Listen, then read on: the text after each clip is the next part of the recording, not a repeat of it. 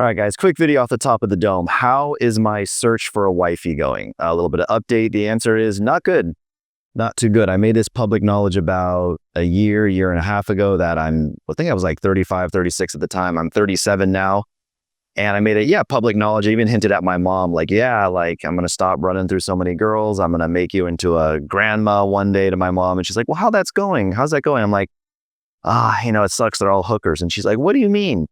For my mom to understand how much dating has changed and how much groupthink and social media and urbanization has influenced dating, she could never understand. She could never, back then it was probably like people kind of paired off with what they were, right? On a sexual market value, superficial level, right? So if a guy was around a 7, he dated, roughly around that. And I'm going to explain like these kind of like different, problems that, things that, my mom never would have to deal with or, understand in her day that are different changes. So imagine the evolutionary brain of human beings, men and women, only being able to really process and understand and keep track of about 150 people. That's what your brain is, wired to do. Now, for a man to have status and get value, what if you took like, those machines like a claw that like wins like a teddy bear? What if you had like a giant claw over like the world, the universe, and it just plucked 149 other men and threw us all into a room together, including myself?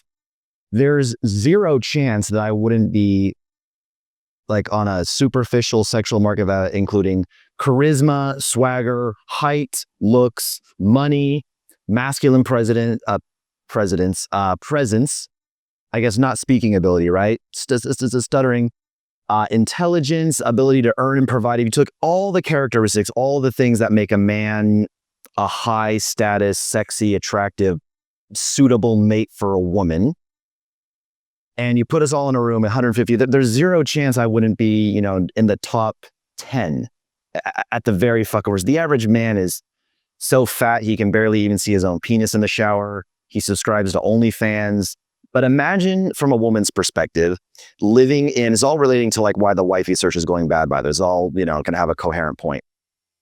Imagine a woman being in a city where there's 2 million, 5 million, 15 million plus men. And not only are there 15 million plus men, but now she has instant access to them. So again, now if you're taking that same claw and you put me in a room of 15 million men, well, it's very hard for me to be in that top 100. There's in a city of, Los Angeles, New York, Miami, even other cities like, Rio de Janeiro. I don't know what's a medium size. Guadalajara, Mexico has, 5 million people. And in the 90s, a woman, first of all, there wasn't much urbanization. There wasn't much, dense high-rise apartment buildings just cramming as many people into a small, dense area as possible, right? And the woman would still have to be approached. And it's something like she have to put herself out there, put on high heels, put on makeup, I can't talk today. Put on makeup, go out to a club or party, actually get approached. Now, because of urbanization, just tremendously large populations and social media, now a woman could just hop into, just respawn, be born into an environment of, 20 million, 15 million, 5 million people, whatever it is, and immediately get a list of all the top guys in there on social media who are going to find her. So now she doesn't have to do any work. She has to go out. She has to put herself out there. The men are just naturally going to find her and come to her, slide into her DMs, match her on the dating apps, etc. And it's not normal for a woman to just, have a menu of 6 million men, 4 million men, even 2 million men, and then get a curated list of the top guys. Because again, you guys don't know this, but the way algorithms, maybe you do know this, the way algorithms work on dating apps is they try to give the best user experience to the woman, because men are just simps. Men will pay. They don't care about giving a good user experience to men, even though ironically men are the one who pay. They do everything to cater to the woman. So the algorithms generally only show women, unless like any woman who's like average and above just sees the most giga chad, like amazing guys on her dating app. Like it literally curates the best profiles, the most sexy guys to the top of the list. That's why so many guys don't get matches, not even because per se the woman would swipe left on you. Of course, in many cases, she would swipe left on you if she saw your profile, but in many cases, she doesn't even see your profile. The equivalent to this for a man is like pornography, right? You all heard, I don't know if you've all heard this, but like, there was a viral clip of like Jordan Peterson. I think I even said this like an old video, like the kings of kings, the Egyptian pharaohs who had all their concubines would never in their lifetime see more than 500 boobs. A 12-year-old with an internet connection can see 500 boobs in a weekend with a high-speed connection and access to a Cornhub account. And he's right. Like it's not, or what I call strip club standards. It's not normal for a guy to walk into a strip club and there's 8s, 8.5s, 9s, 9.5s, maybe even some perfect 10s. And they're all vying and competing for his attention. They're pouring champagne in your mouth. They're getting on top of you. They're trying to seduce you. They're being really, really nice to you, giving you all this undeserved attention. That's not normal. It's not normal for an average guy to just be worshipped and loved. I mean, it's all fake. It's all for the money, right? But it's not normal to walk in. So what I said before is like, some of these 8.5s at the strip club could be getting rejected. The guys aren't paying for lap dances or extra things, beyond a lap dance, a wink, wink. If it's a strip club in a third world country, it's they let you do a lot more than a lap dance. So these 8.5s are being chosen these guys are choosing like a 9.5 or a 10 over an 8.5. An 8.5 is so gorgeous that sometimes it hurts to look at them. They're so offensively beautiful. Well, when your beauty gets to like an 8 and above as a woman, everything after that is just frivolous. Like it just doesn't even matter, right? So this is what happens in a big city. You can be objectively a 7.5, an 8, an 8.5, and you're always going to get pushed aside because in a city of 15 million people, 7 million people, 4 million men, there's unlimited high value guys to choose from. That's why a lot of times guys go to a city like me and you can get a lot of matches. You can get a lot of, when I say matches, I mean mostly on Instagram. A match on Instagram is when you follow a girl back. So when you follow a girl, she immediately follows you back and then you guys start flirting. That is a match, right? I'd still use dating apps a little bit, but primarily it's all Instagram or even cold approach. There doesn't really matter. Like the lead source doesn't matter. It's not like the lead source that's, the culprit in this problem. It's not like that one lead source. At the end of the day, because of, again, urbanization, because of cities that are just way too fucking big, way too condensed, and then social media bringing the woman, dating apps bringing a curated list of all the best guys. And the app even learns their type. So if she starts only swiping on like black guys, it's going to show her like all the hottest black guys, or if it's white guys, it's going to learn her, her type. So, and then, on Instagram, all the most high value guys are going to appear on her explore page. They're going to find her. They're going to DM her. Club promoters are going to invite her to clubs with the most richest guys in the city, with the richest guys in the city. And then, so again, you have all these things in modern times that are not normal. That's why I'm saying like, mom, like, the wifey search is not going well. Or someone asked, on the comments, how's the wifey search going? Not well.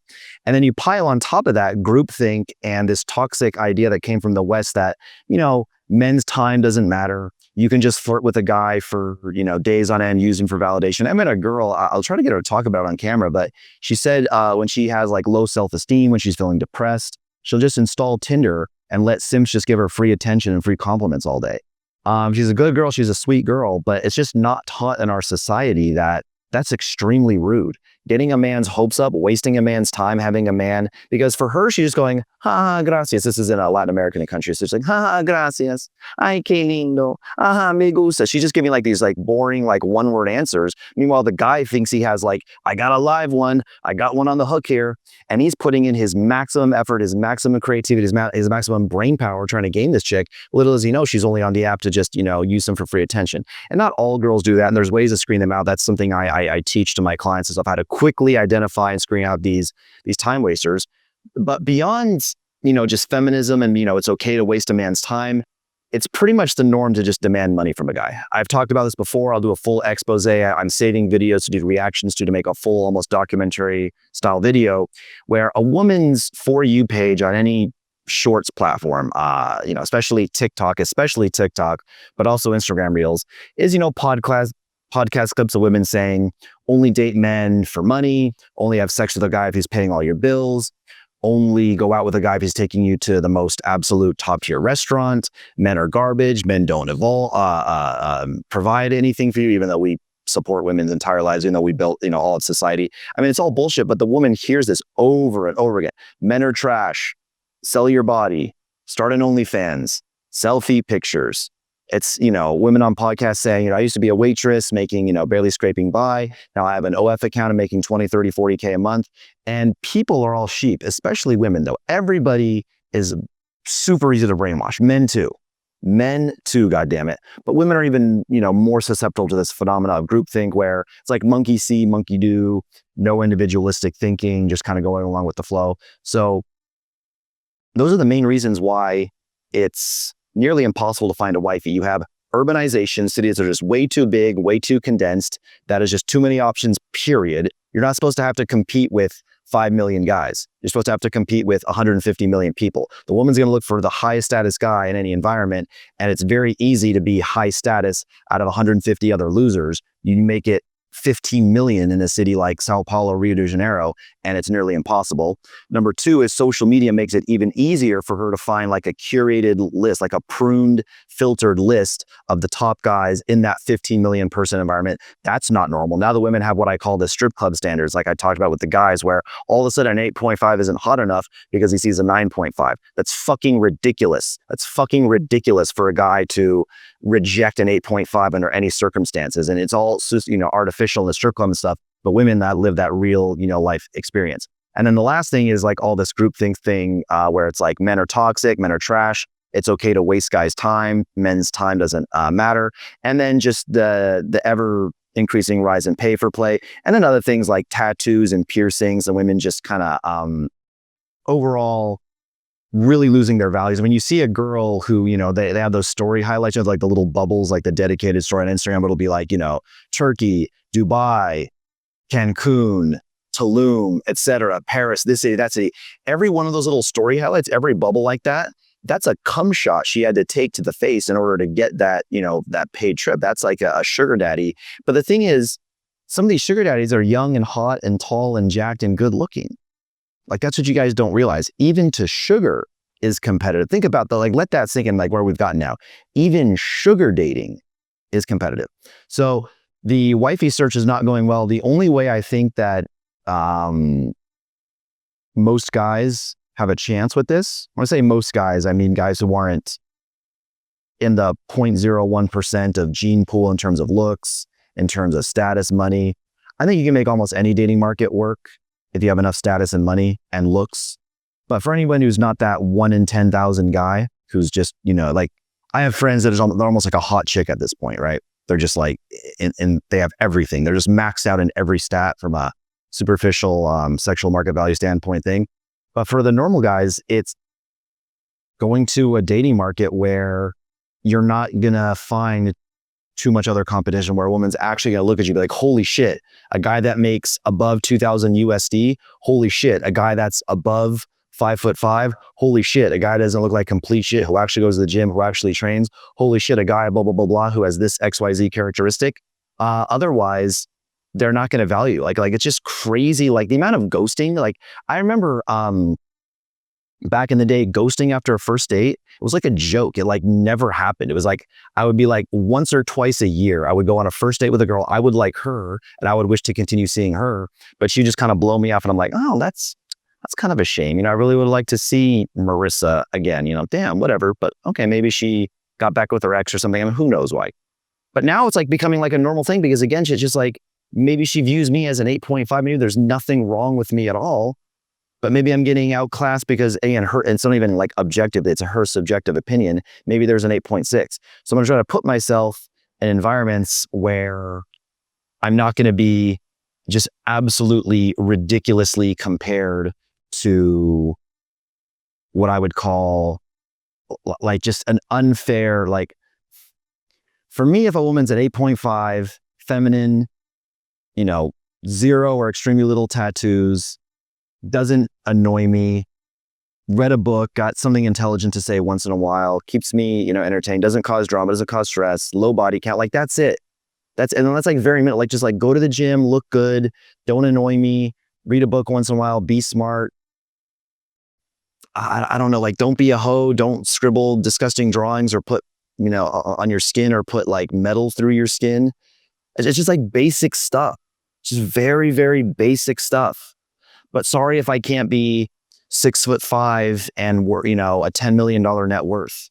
You know what I mean? Like, and that's what I'm getting, compared to, because that's how these girls have it. Even the 6.5s, and the ad doesn't make this worse.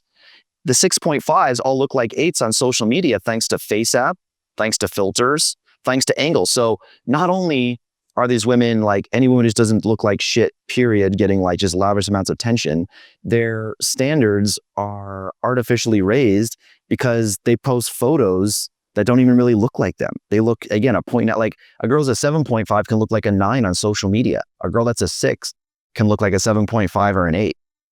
So I need to put myself in a dating market where I'm not like insta-dating a 9. It's going extremely well. She's the one who's like trying to get the date. Like, I almost think like, damn, this girl should teach a PUA boot camp. Like, I should take her boot camp. She's like, insta-dating me, moving me around, venue changing me, suggesting we go more places. I'm the one who's like, got to get back to my friends, but she's like pursuing me, and then somehow getting ghosted the next day. Like, what is that? I don't need that. I don't need my fucking time wasted like that. Who knows what her motivations were for that? This is a particular story, obviously, but it's happening a lot. So wifey search is not going well. I just know I'm gonna have to put myself in some third world shithole where I can walk in and I don't have to deal with strip club standards. Right? I'm like the 8.5 stripper at a strip club where there's only like ugly strippers. I'm not at like Spearmint Rhino Las Vegas, or whatever the top strip club is in Las Vegas. I don't need to be an 8.5 in an environment where there's 9.5s and 10s, because I know where that leads to, because we have this insane, like, I said, urbanization, social media, and groupthink all working against me.